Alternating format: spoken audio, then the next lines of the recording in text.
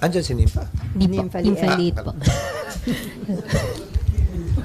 Sir, sabi niyo po, Sir, tawag mo. Sir, sabi niyo po dati, ay pinapayuhan niyo po dati yung mga senador tsaka mga incoming senators na huwag magkomento sa impeachment. Pero yung iba po sa mga paparating nating na mga bagong senador ay inendorso mismo ni VP Sara. Will that affect the impeachment trial? Well, hindi sila yung nagsalita. Inendorso kamo sila ni VP Sara pero hindi mismo galing sa kanila. So, patuloy ang aking magiging panawagan sa lahat na nakaupo at marahil papasok din ang mga senador, presumptive senators, ika nga, na ayon sa rules, sana iwasan nila na magbigay ng categorical na mga posisyon o sagot kaugnay nito hanggat hindi pa nagsisimula ang trial at wala pa naman silang nakikitang mga ebidensya, pabor o kontra sa nasasakdal na si VP Sara. Magiging factor ba yun yung ginawang endorsement sa kanila sa kanilang magiging decision? Sila lamang siguro ang makakasagot noon at hindi ako. But Mas historically, magandang sir, sila ang matanong kung sakasakali. sir, non-issue na ba? Historically, hindi. Dahil nakita nyo naman siguro sa social media na nagbago-bago ng posisyon yung mga in-endorse dati, kinakalaban nila ngayon yung mga nag-endorse sa kanila dati, yung kalaban nila dati, kakampinan nila ngayon. So, kung pagbabasihan ko ay kasaysayan, hindi ng mga partikular na senador, kasaysayan sa larangan ng politika ng ating bansa. Nakikita natin nagbabago-bago yun. So, hindi iiral yung utang na loob yung sinasabing payback time. Hindi ko sinasabing hindi iiral, pero again, each to each his own. Nagbabago yan sa kada sitwasyon at sa kada tao. At hindi para sa akin na sabihin ganito yan o ganyan yan. Mas maganda sila ang tanungin ninyo dahil sila naman yung nasa sitwasyong yun. So, sir, 100% sure na ba na magpapatuloy itong impeachment trial sa 20th Congress? Non-issue na ba yun na pwedeng ituloy? Kung nasimula ito ng 19, pwedeng ituloy sa 20th Congress? Yun ang gagawin ng Senado kung hindi sang-ayon doon ang kampo ni VP Sara halimbawa, may karapatan silang iakyat yan sa Korte Suprema. In fact, may pending case pa sila doon na hindi pa ina-actionan ng Korte Suprema, pero hindi lang yun, hindi naman din nag-issue ng temporary restraining order o mandamos ang Korte Suprema para kami magpatuloy o hindi magpatuloy. So, gagawin ng Senado yung kanyang constitutional mandate kung wala namang utos o kautusan mula sa Korte Suprema na laban dito. But, sir, the impeachment court can also make its own decision if the trial, Yes. if there's going to be a trial or not. Definitely yes. And the aggrieved party, if at all, on the reverse naman, can question that before the Supreme Court. It's not just the Supreme Court's decision. It can also be your decision. Ultimately, it will be the Supreme Court's decision. But the Senate can decide on it one way or the other, yes. Both as a Senate and as an impeachment court. Pero ulitin ko lang, ang pinagbabasihan lang naman namin ay yung Senate Electoral Tribunal na binubuo pa nga ng mga maestrado ng Korte Suprema at miyembro ng Senado, tumatawid ng Kongreso para ipagpatuloy ang pagdinig ng kaso. Nagbabago din yung mga miyembro ng Senado, nagpalit ng Kongreso, pero dahil yung kino-questioning term ay 6 na taon nung senador na pinrotesta, patuloy lamang yun sa mga susunod na Kongreso at hindi siya automatically dismissed.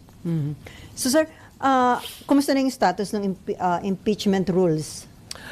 Maraming panukala kaming natanggap, hindi lamang mula sa legal team, pero mula din sa iba't ibang senador nitong nagdaang recess, lalo na mula dun sa mga hindi tumatakbo.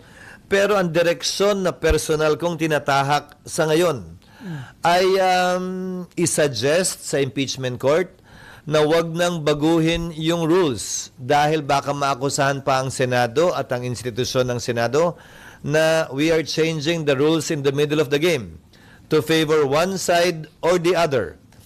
Ipapanukala ko na kung may pagbabago man sa rules, ito yung mag-a-apply to future impeachment cases and not this one. So, pwedeng talakayan yung rules, pwede pa rin namin pag-usapan, pero prospectively applicable siya sa mga darating pang impeachment complaints na tatalakayin ng Senado at makakarating dito.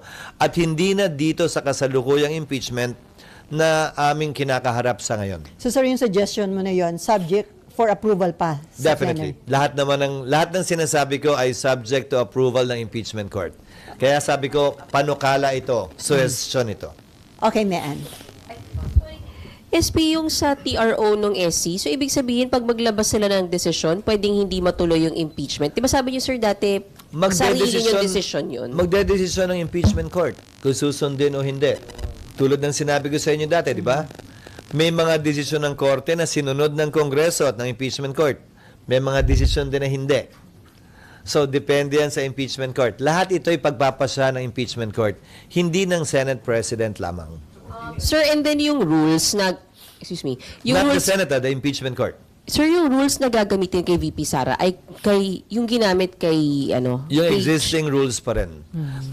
Ang magiging pagkakaiba lamang ay nakalagay kasi sa existing rules that the rules of court shall be suppletorily applicable.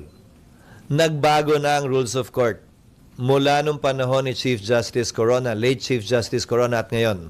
So yung mga pagbabagong yun sa rules of court, dala na sa rules na ito at hindi na namin kailangan baguhin pa. So, ano yung i-discuss niyong rules pag open sa June 2? Yung existing rules pa rin. Initially, may mga sumusuporta na sir sa inyo ng mga senador do sa suggestion mo? Isasuggest namin formally ito at sa pamamagitan siguro ng press ko na ito, makakarating sa kanila, isasuggest namin ito kapag ka nag-convene ng impeachment court. Sir, it is good ba kung before June 2, sa resumption kasi, magko-convene na kayo as impeachment court, tama ba? Bilang Senado muna, And then, yung pag-convene... magko-convert na lang kami The into same an date. impeachment court. Same date or June 3? So, better na before June 2, ay may decision na ang Korte Suprema dun sa mga pending petition. Hindi naman, basta walang TRO, ang Korte Suprema, magpapatuloy kami. Kung may TRO sila, pagpapasahan namin kung anong gagawin namin, bungad ng TRO na yan.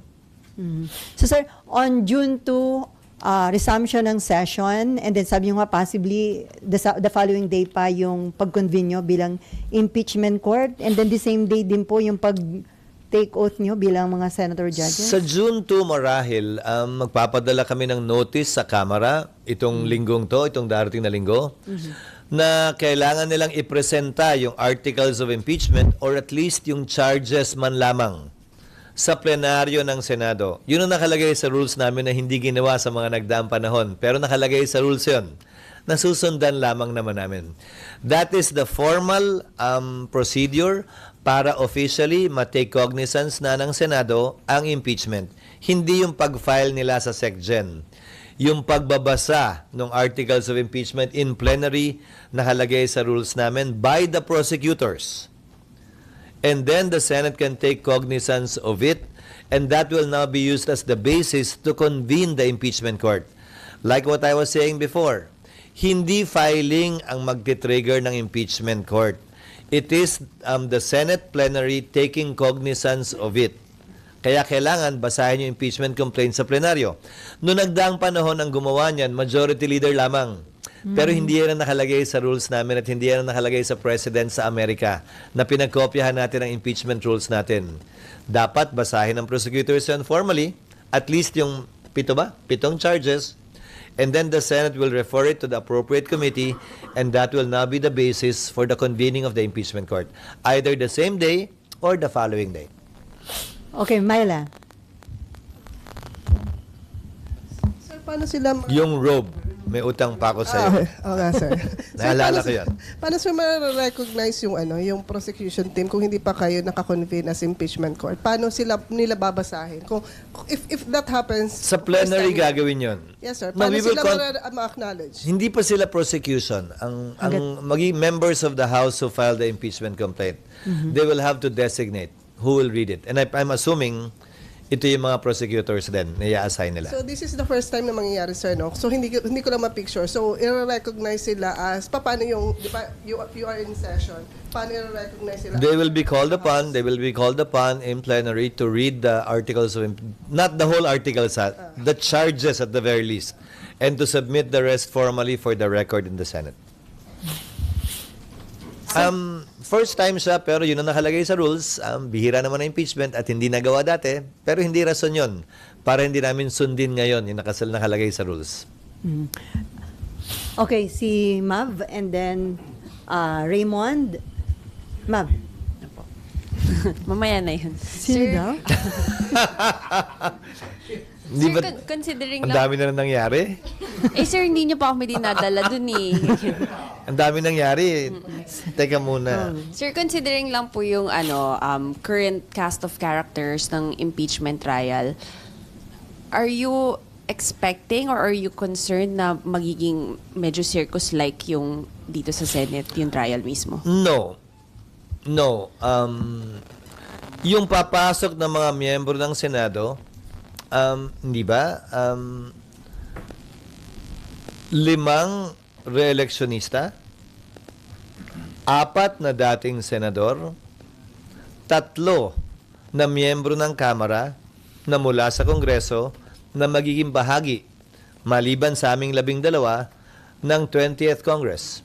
So, mga veterano, batikan sa legislation, sa parliamentary rules ang mga ito, at inaasahan ko magiging maayos ang Senado. At sino man na magpe-preside, lalo na kung ako yun, titiyakin ko that order will be maintained.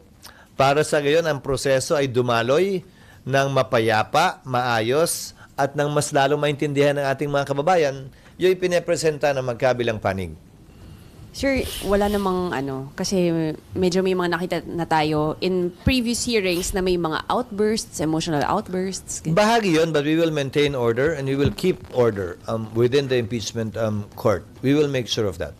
With the help, of course, of the other members as well as the sergeant at arms if necessary. Pero sir, pagdating sa prosecution,